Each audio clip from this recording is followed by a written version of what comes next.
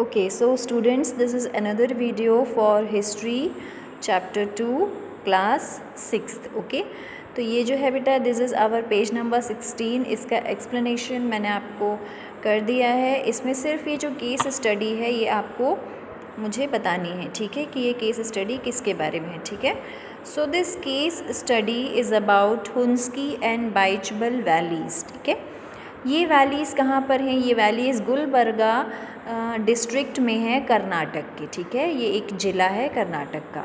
So Hunsgi was a stone age factory थी actually में. एक फैक्ट्री मतलब जैसे कि आज की फैक्ट्रियाँ होती हैं वैसी नहीं, एक नॉर्मल सी फैक्ट्री जहाँ पर ये हमारे प्री हिस्टोरिक जो ह्यूमंस थे ये लोग आके पत्थरों से अपने टूल्स बनाया करते थे. ठीक है, फाइंडिंग्स जो हमें मिली है यहाँ पर ये इससे हमें ये पता चलता है कि ड्यूरिंग ड्राई सीज़न मतलब समर के सीजन्स के आसपास ये लोग यहाँ पर इकट्ठा होते थे, अपने औज़ार बनाते थे और यहाँ पर नदी के किनारे यहाँ पर आते थे, औज़ार बनाते थे, नदी के किनारे ही पीने का पानी भी इस्तेमाल करते थे और लार्ज नंबर में बहुत बड़े पैमाने पर जानवरों को शिकार करके ये लोग यहाँ रहते थे. ठीक है, बारिश के समय में ये लोग जंगलों में अपना शेल्टर ढूंढ लेते थे क्योंकि वो लोग फ्रूट्स पर डिपेंडेंट थे. एडिबल प्लांट्स जो छोटे पौधे वो खा सकते हैं, छोटे मोटे जानवर जिनका वो शिकार करके खा सकते हैं. ठीक है, इसके अलावा जो टूल्स यहाँ पर मिले हैं बेटा वो एक्सेस आपके हथौड़ी नहीं सॉरी आरी टाइप का जो होता है, देन क्लीवर्स, ट्रैपर्स, बोरर्स, नाइफ,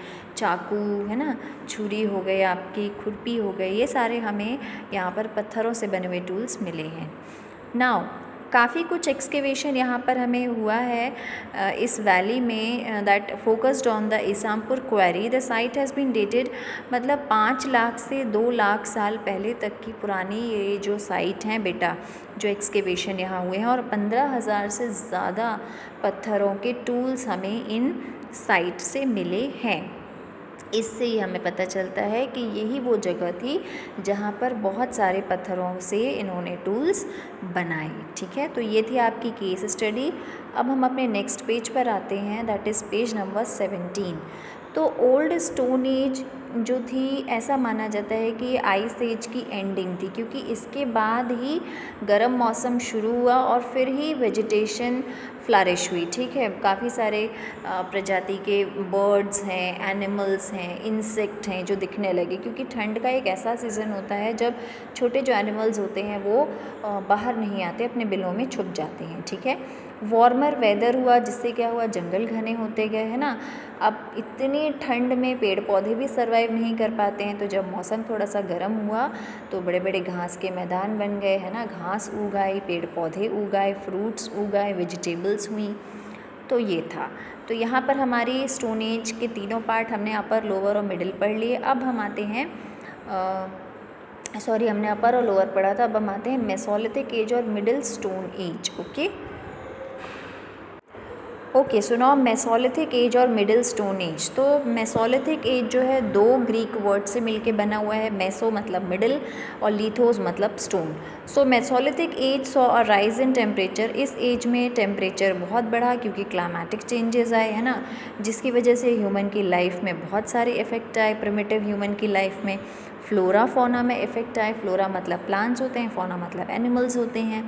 तो इतने सारे चेंजेस के बावजूद जो हमारे मेसोलिथिक मैन थे उन्होंने अपना जो काम था मतलब शिकार करना, खाना इकट्ठा करना, फिशिंग करना, मतलब एक जगह से दूसरी जगह जाना, ये सारी चीज़ें तो उन्होंने कंटिन्यू करी ही. बट उसके अलावा दे also started the fishing and hunting. Okay, wild birds मतलब फ़िशिंग करना सीख गए, वो फ़िशिंग पहले नहीं करते थे. बर्ड्स की हंटिंग करना also they learned. Okay, then they also started using the animal bones as tools है ना.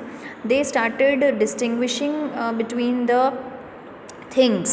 Okay, so in this way we can also distinguish between the Paleolithic age and the Mesolithic age क्योंकि हमें इस as में बहुत सारे clay pots भी मिले हैं, मिट्टी के बर्तन भी मिले हैं, जिससे ये पता चलता है कि थोड़ा बहुत डेवलपमेंट ह्यूमन बींग्स में हो चुका था. Okay, then although large axes and spheroids continued to be made in this period, microliths, very small stone, मतलब ये जो टूल्स यहाँ पर बताया गया पत्थरों के टूल्स के बारे में ये हमें मिले हैं क्योंकि ये तो पहले भी वो लोग बनाते थे और इस एज में आकर भी ये भी उन्होंने ये सारे जो हैं टूल्स बनाए रखे, ठीक है, कंटिन्यू किया बनाना।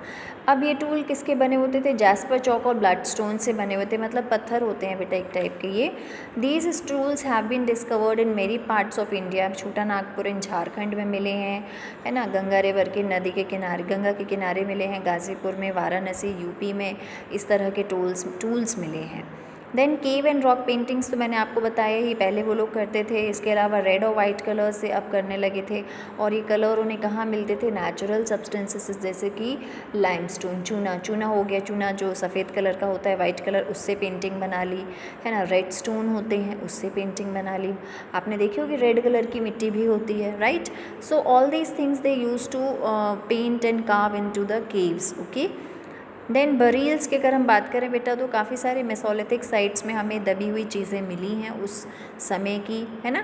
डेड व buried along with their offerings like food and enol. जब लोग मर जाते थे तो ये लोग क्या करते थे कि उस मरे हुए इंसान के साथ उसकी सारी चीज़ें, उसके कपड़े, उसके ऑर्नामेंट्स, उसके बर्तन, they used to keep all those things with that human being.